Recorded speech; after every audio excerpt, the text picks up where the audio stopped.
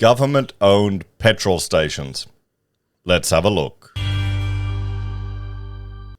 Hello everyone, Florian here, and welcome to another episode of HeiseSays. Grab your hashtag not sponsored cheap coffee. We're going to have a look at an article here which is highlighting just how desperate Labor is in Queensland to get into power again. And oh boy, I really hope the masses don't eat this stupid idea up. Petrol stations run by the state. Okay, now this is just a ludicrous idea. The government is terrible at running anything, and the people putting it forward don't have any experience. So let's start with that. Before we look at this article, let's bring up the Wikipedia of our Premier here, because I wondered what experience does Stephen Miles have? Maybe he's worked in a petrol station. I mean, we've all had shit-kicker retail jobs when we were younger. You got to do it. It's good to develop those skills and to, get to deal with problem customers and just all the bullshit you have to in retail. For me, it was the Woolies at Surfers Paradise, guys. I tell you, that was interesting place to work at. I think all the bakery boys and produce boys were stoners. And we had some huge parties. I mean, this is before social media, so we'd hire out like an apartment, a 3-bedroom apartment, just have a party in there. We didn't get our deposit back too often. Anyway, I'm sure my kids won't watch this video, so I wanted to tell them that story. But let's keep going, guys. So, born in 1977, our current Premier. So he's born in Brisbane, a PhD on the trade union movement at UQ. So he's a doctor from UQ. I mean, that's good. I remember reading economics articles about the lack of value of a PhD, but I mean, on the trade union movement, what is that? I'd be interested to see what the name of the PhD is. There's no reference to it. We could have a look at it and see what addition that provides. Here we go. Trade union renewal in Australia, rebuilding worker involvement. Well, that's not happening, have it? Trade union movement is... Well, the trade union, can we download it? Let's have a look. Come on. Oh, what? No, I don't want to log in. This should be publicly available. Okay, anyway, we'll have a look. I mean, okay. Yeah. Union membership is an all-time low, and the majority of it is middle-aged women. It's not what it used to be. Okay, this isn't the fantasy of the downtrodden worker going up against the establishment. This is the Karen Brigade demanding their privileges. So let's keep going here. So he's got a PhD. Has he worked in retail? That would be interesting to see. But his political career, personal life, he's married with kids, which is good. I'd like to see that. At least a married man. But he's just been, where is it? It's a PhD thesis, a public relations agency. What's his job's been? It just looks like he's been a political staffer, PR, politics. So, okay, cool. I'm sure that PhD means you can run a petrol station, or the complexities of running a petrol station. And they're not simple. Petrol stations are very complicated. They're highly technical buildings, and the retail apparatus in it is quite complicated. But I'm sure, Labor, who can't run a shop in any of these remote, or the government, it's not just Labor, well, Labor's probably... I mean, full of lawyers, academics, ivory tower types. Yeah, that's what you imagine when you think working class Labor politicians, isn't it? It's not that anymore. It is not that, guys. That's not what Labor is. Well, why do you think Jono had his Howard Battlers? So, Queensland Premier Stephen Miles says Labor will establish 12 publicly owned fuel stations if re-elected in October, with the sites to be determined by where competition is most needed across the state. What about we just reduce the fuel excise? State-owned fuel stations would operate on a cost recovery basis and would sell petrol and diesel alongside electrical vehicle fast chargers. So why should we pay for this? Queensland government's in billions of dollars in debt. This promise is, another expense that all of us will have to bear living here. Publicly owned fuel stations will charge a fair price for fuel, increasing competition and ensure Queenslanders have more choice when it comes to filling up here. It's 12. It's not going to make any difference. This is just vote buying bullshit. And I bet you they'll be more expensive.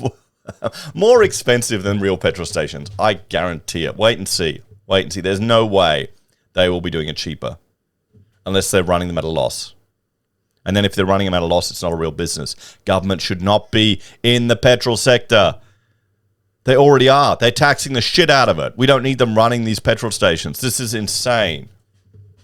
This is utterly insane. This can only come from people that have got no experience in business.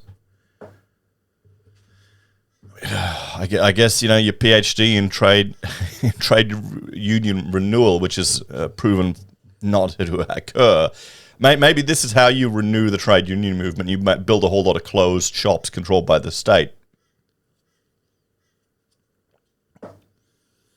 In his State of the State address on Tuesday, Mr. Miles announced Labor's plan to ban petrol stations from rising prices of fuel more than once a day and a trial to cap price increases to 5 cents a litre a day. Shit. This is insane. Okay, this is more market intervention by the government right here. Remember when Liberal, at a national level, reduced our petrol prices by cutting the fuel excise? This is showing you. This is what Labour, they want to intervene in the economy. So, okay, what this will do is you'll have just 5 cents price movements per day in petrol.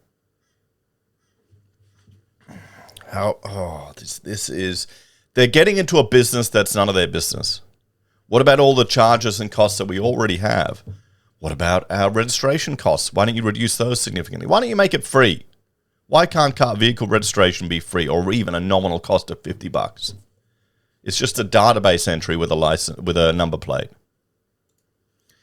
Australasian Convenience and Petroleum Makers Association Chief Executive Mark McKenzie told the ABC Radio Brisbane it was unclear if Labor had the ability to implement the plan. We'll adapt to where the government goes, he said. I suppose the big thing is we're stretching our heads to sort of say, well, how are they actually going to do that? Yeah, no. This is complete bullshit. It's just Labor desperately trying to hold on to power and will tell you whatever lies they need to tell you to manipulate people to vote for them. This is their modus operandi. Hey, don't get me wrong, Liberal are the same, but at least Liberal have people in there with enough business sense to hopefully not recommend bullshit ideas like this. This is insane. Utterly insane. How the hell could you...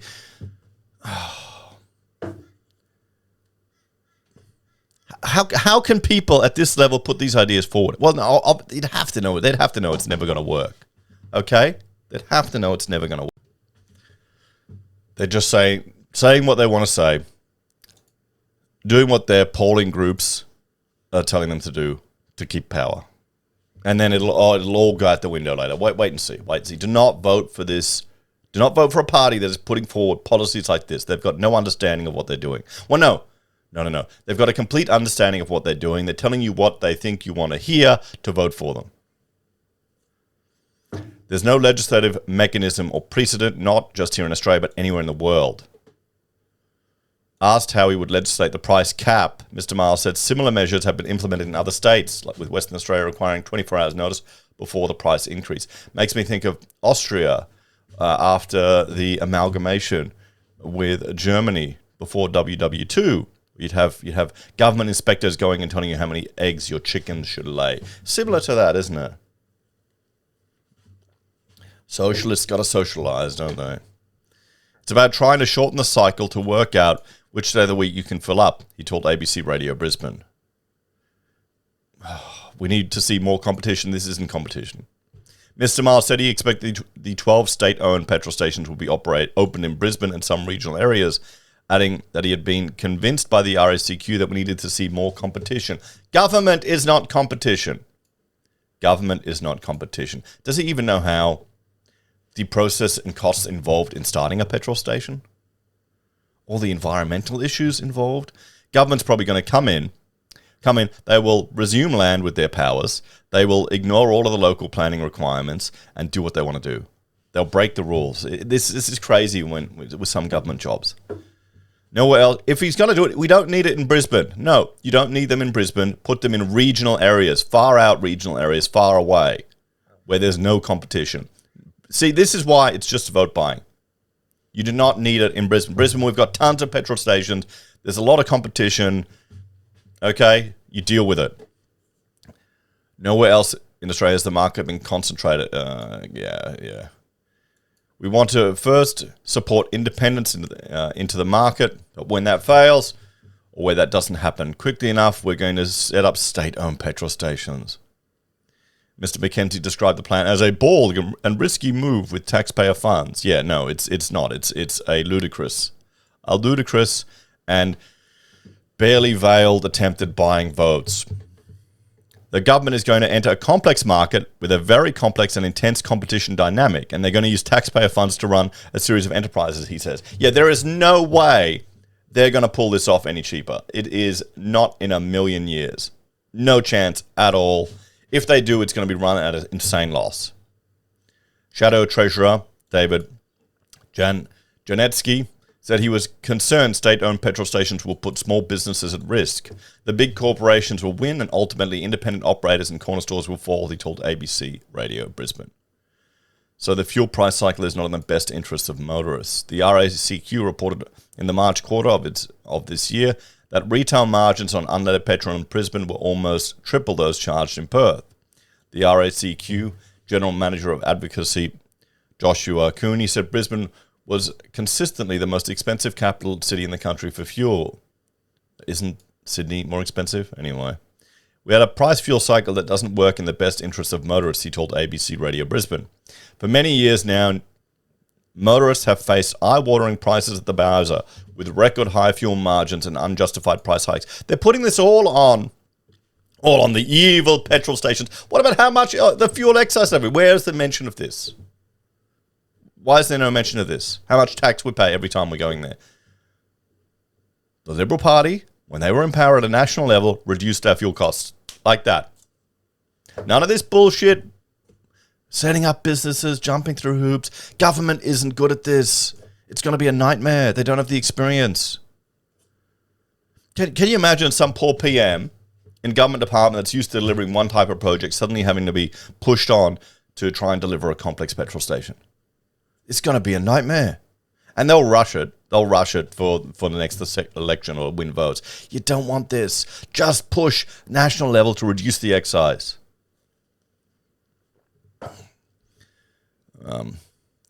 You get stung once at the peak and the bounce, yeah, if you're a regular commuter and it's not acceptable. You got to deal with it. There's other... Mr. McKenzie said while implementing a cap would flatten the price cycle, he believes it would also come at the risk of increasing the average price throughout the year. Yes, it would. This is what happens when government intervenes in the market. We know this. Well, I assume the viewers of my channel knows this. I'm concerned that the majority don't. Well, they don't want you driving cars anyway, do they?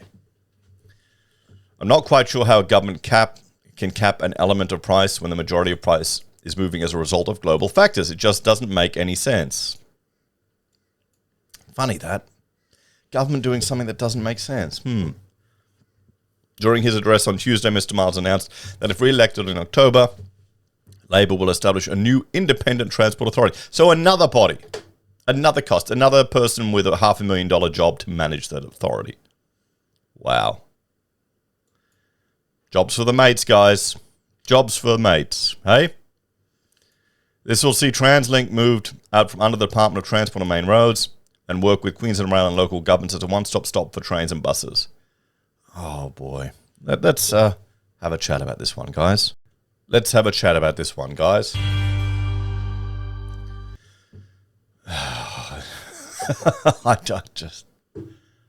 I'm worried people will fall for this. I'm worried people don't understand the implications of this. I'm worried that people don't have enough business experience to realize how terrible an idea this is. What do you think, guys? Ah, boy. I'll see you next time.